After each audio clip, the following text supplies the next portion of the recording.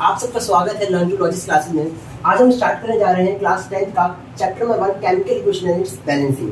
देखो, ये चैप्टर आपका लिए बहुत आसान रहने वाला है। मतलब पूरे साइंस चैप्टर सबसे आसान चैप्टर आपका यही रहने वाला है और प्लस मार्क्स पूरी चैप्टर का आपका यही रहने वाला है। तो करना कैसे, देखो इसको करने से पहले कुछ बेसिक चीज़ हम देख लेते हैं। बेसिक चीज़ें क्या है हमारे पास, तो पहले देख लेते हैं हम क्या चेंजेस क्या होते हैं। चेंजेस का मतलब क्या होता है हमारा बदलाव। चेंजेस मतलब क्या हमारे पास बदलाव। देखो बदलाव दो तरीके से होते हैं। एक होता है हमारे पास क्या फिजिकल चेंज, एक होता है हमारे पास क्या केमिकल चेंज। फिजिकल चेंज के अंदर क्या होता है, तो फिजिकल चेंज में क्या होता है कि जब आप कोई भी चीज अपना नेचर बदलती है, जब कोई भी चीज को आप किसी और से बदलते हो। जैसे मान लो मैंने क्या कर दिया, मैंने लोहे से, मैंने आयरन की मदद से मैंने आयरन टेबल बना दी। मैंने आयरन की मदद से आयरन टेबल बना दी। तो मुझे बताओ, क्या आयरन का नेचर बदल गया? क्या आयरन का स्वभाव बदल गया? क्या वो लोहे से प्लास्टिक हो चुका है? नहीं हुआ है। मैंने प्लास्टिक से प्लास्टिक का कप बना दिया है। क्या वो प्लास्टिक से लोहा हो गया है? क्या प्लास्टिक का अपना नेचर बदल लिया है? क्या नहीं। मैंने गोल्ड से गोल्ड चेन बना दी है। क्या गोल्ड ने अपना नेचर बदल लिया? क्या गोल्ड ने अपना व्यवहार बदल लिया है? नहीं बदला है। तो ऐसे बदलाव, ऐसे कोई भी चेंजेस जिसमें वो अपना नेचर नहीं बदलता है, अपना नेचर नहीं बदलता है, मतलब अपना स्वभाव नहीं बदलता है, उसे हम कहते हैं फिजिकल चेंज। अब केमिकल चेंज क्या होता है हमारे पास, सेम बात। इसमें अगर अपना स्वभाव नहीं बदल रहा है तो इसमें क्या हुआ, अपना स्वभाव बदलेगा। जैसे मान लो मैंने दूध रखा, गर्मियों का मौसम था, दूध मैंने रख दिया मान लो किचन में खुला। अब क्या होगा, इस दूध जैसे ही फट जाएगा, फटते हुए क्या बन जाएगा, दही बन जाएगा मेरे पास। सबसे बड़ा एग्जाम्पल हमारे पास, मान लो मैंने रोटी ले लिया, रोटी को मैंने खुला छोड़ दिया तो रोटी क्या जाएगी, सड़ जाएगी। एक तरीके से हमारे पास सड़ जाएगी, है ना। तो अब मुझे बताओ, क्या दूध से जैसे ही वो दही में बदला, क्या इसने अपना नेचर बदल दिया? अगर मान लो जैसे ही दूध ने दही को बदला, क्या इसके अंदर एक नया नेचर आएगा कि नहीं? कि अभी क्या हो जाएगा, खट्टा हो जाएगा। तो क्या हो जाएगा तरीके से, मान लो एसिडिक नेचर का हो जाएगा तरीके से। अगर किसी को नहीं पता मैंने यहाँ पे एसिडिक नेचर क्यों लिखा हुआ है, तो सुन लो कि असल में जितनी भी चीजें खट्टी होती हैं उसे हम कहते हैं एसिडिक नेचर का। वैसे देखो दही क्या है, बस खट्टा होता है, इसमें यहाँ पे क्या लिखा है, एसिडिक नेचर। मुझे था दूध ने जैसे ही दही में बदला, दूध जैसे ही दही में बदला, क्या इसने अपना नेचर बदल लिया? नहीं बदल लिया, बदल लिया।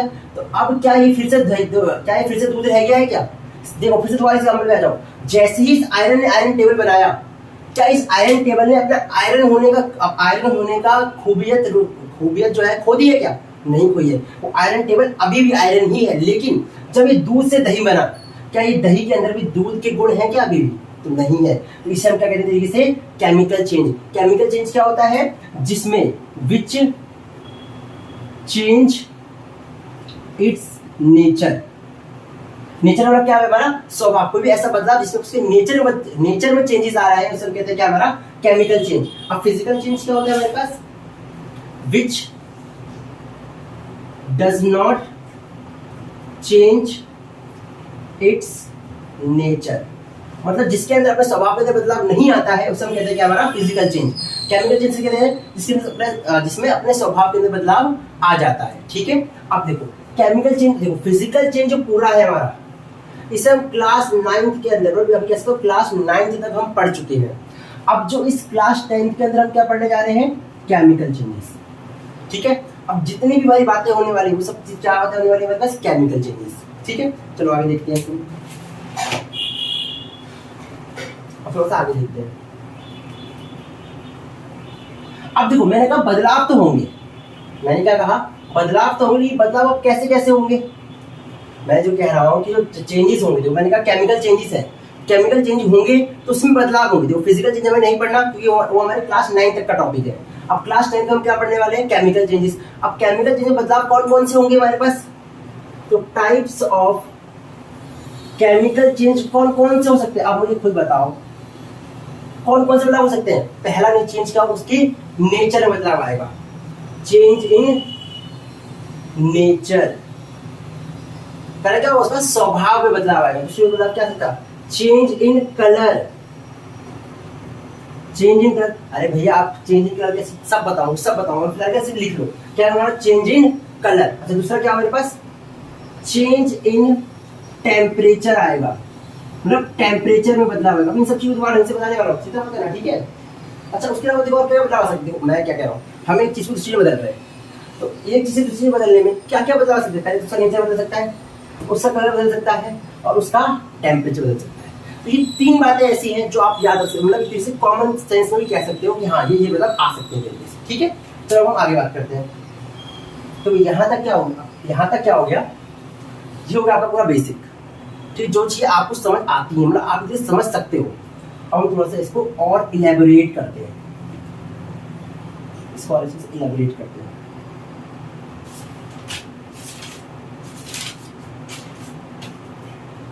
देख, अब हम अपने इस चैप्टर में चलते हैं। पहला टॉपिक क्या होगा, केमिकल रिएक्शन। Chemical reaction. अब केमिकल रिएक्शंस क्या होते हैं, जब आप किसी भी दो या दो से अधिक चीजों को, जब आप किसी भी दो या दो से अधिक चीजों को आपस में जोड़ते हो और उससे कोई नई चीज बनती है। जब आप किसी दो या दो से ज्यादा चीजों को आपस में जोड़ते हो और उससे कोई नई चीज बनती है, तो उसे हम क्या कहते हैं, chemical reaction. Point number 1।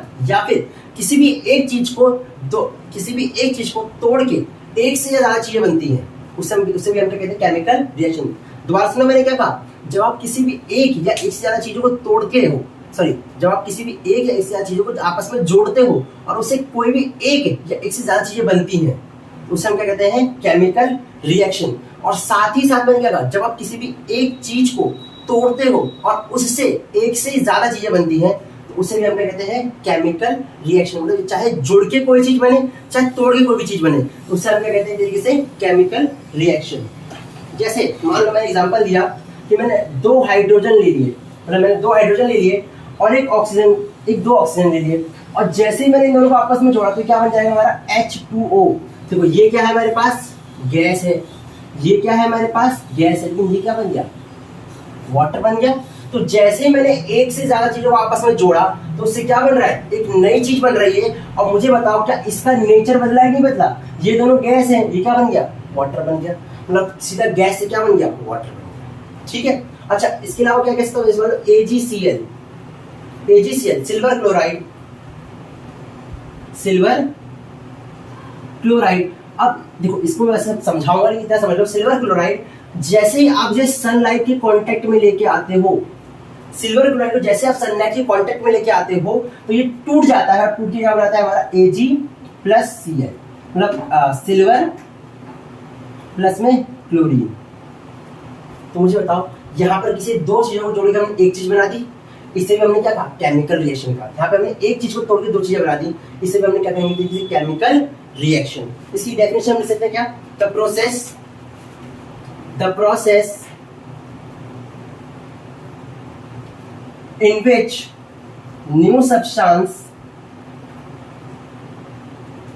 are formed with a new chemical और physical property। हाँ, ये properties is called chemical reaction, is called chemical reaction. अब मैंने यहाँ क्या लिखा, देखो मैंने क्या लिखा, कोई भी ऐसी प्रक्रिया, चाहे तोड़ने की या जोड़ने की, जिसमें एक नया सब्सटेंस बनता है, are form with a new chemical और physical properties. New chemical properties मतलब क्या, देखो जैसे मान लो प्रॉपर्टीज का मतलब विशेषता है, मतलब अपनी नई विशेषताओं के साथ बनता है, उसे हम कहते हैं क्या, केमिकल रिएक्शन। जैसे मान लो यहाँ पे हाइड्रोजन की विशेषता क्या है, एक गैस है वो। ऑक्सीजन की विशेषता क्या है, क्योंकि गैस है लेकिन यहाँ पे पानी, जैसे H2O बन गया, वो क्या है हमारा, पानी है। और पानी को क्या करते हैं, इसे हम पीते हैं। ऑक्सीजन को करते हैं, सूंघते हैं। तो बताओ इसने अपनी फिजिकल और केमिकल प्रॉपर्टीज बदलती नहीं बदलती। अच्छा, एक और एग्जांपल लिख देते हैं। जैसे मान लो मैंने ले लिया NaCl, मान लो मैंने ले लिया Na सोडियम, और प्लस ले लिया मैंने क्या, Cl मतलब क्लोरीन, सोडियम, और एक ले लिया मैंने क्या हमारा, क्लोरीन। और इन दोनों को मैंने आपस में क्या कर दिया, जोड़ दिया। तो ये क्या बन जाएगा, NaCl। क्या बन जाएगा ये, NaCl। सोडियम हमारा पाया जाता है सॉलिड फॉर्म में, हाँ इस S का क्या आता है, सॉलिड। क्लोरीन किसमें पाया जाता है, इसे पाया जाता है हमारा गैस की फॉर्म में। और जो NaCl बनता है वो किस फॉर्म में पाया जाता है, सॉलिड फॉर्म में। तो मुझे बताओ, जैसे मैंने दो चीजों को आपस में जोड़ा, क्या इसका फिजिकल प्रॉपर्टी बदली? सॉलिड और गैस में क्या बना दिया? सॉलिड बना दिया। और इसका केमिकल प्रॉपर्टी कैसे बदली? देखो, सोडियम जो होता है वो भी एक तरीके का जहर होता है, ऐसे हल्का से चाट लिया तो मर जाओगे। सेम ऐसे क्लोरीन भी क्या होता है? एक तरीके का जहर होता है। लेकिन जैसे ही जहर और जहर आपस में मिल रहे तो क्या बना रहे हैं? आपस में नमक बना रहे हैं, जिसे हम आसानी से खाते हैं। रोज थोड़ा सा खाने मिला के खा रहे हैं, पानी मिला के पी रहे हैं, ठीक है, इसलिए हमारा NaCl। समझ आ गया केमिकल रिएक्शंस क्या होते हैं? ठीक है, अगली टॉपिक में चलते हैं। ठीक है, आगे देखते हैं इसकी तरफ।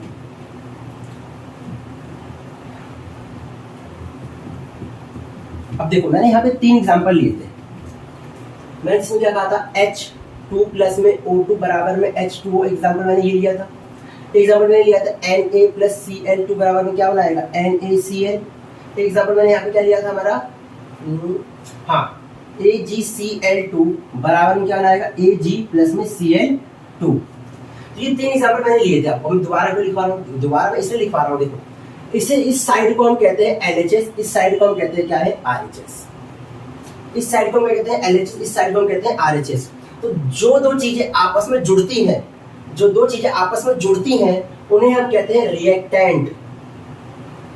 और उनसे जो चीजें बनती हैं, उसे हम क्या कहते हैं? तरीके से प्रोडक्ट। उसे हम कहते हैं क्या है? प्रोडक्ट। मान लो वैसे ही Na प्लस Cl2, इन दोनों को मिलाकर क्या बन रहा है? NaCl। तो जो चीजें आपस में जुड़ रही हैं, उन्हें हम कहते हैं क्या है? रिएक्टेंट। और उनसे जो चीजें बन रही हैं, उसे हम क्या कहते हैं? तरीके से प्रोडक्ट। सेम, तो यहाँ पे छात्र हो, चाहे जुड़े चाहे टूटे, इसे हम क्या कहेंगे? तरीके से रिएक्टेंट। और इसे क्या कहेंगे? तरीके से हमारा क्या? प्रोडक्ट। समझ आया? ठीक है। तो अगर कोई भी चीज अगर पूछने के लिए आ जाए आपसे कि व्हाट इज रिएक्टेंट, तो आप क्या बोलेंगे? कोई भी ऐसे सब्सटेंस जो आपस में जुड़ते हैं और उनसे कोई नई चीज बनती है। या फिर सीधा बोलना, कोई भी दो ऐसे सब्सटेंस जो आपस में जुड़ते हैं, जो आपस में जुड़ते हैं, उन्हें रिएक्टेंट कहते हैं। या फिर कोई भी ऐसा सब्सटेंस जो टूटता है, उसे भी हम कहते हैं तरीके से रिएक्टेंट कहते हैं। यार इसकी रिएक्टेंट की डेफिनेशन लिखवा देता हूं मैं यहाँ पर। यहीं पे लिखा था रिएक्टेंट क्या होता है हमारे पास। जब छोटे इसको मिटाया तो लिखा दूंगा।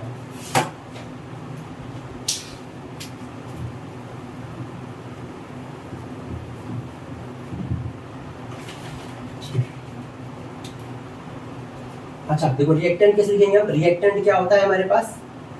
तो this substance which react during the chemical reaction, मतलब एक केमिकल रिएक्शन के दौरान जो चीज रिएक्ट करती है आपस में, उन्हें हम कहते हैं तरीके से reactant. During the chemical reaction. अच्छा, इसमें प्रोडक्ट क्या होता है हमारा? सिंपल समझ गए। रिएक्टेंट मतलब जो दो प्रोडक्ट आपस में जुड़ते हैं, उनसे जो नई चीज बनती है, उसे हम क्या कहते हैं तरीके से? Product. The new substance formed by the reaction,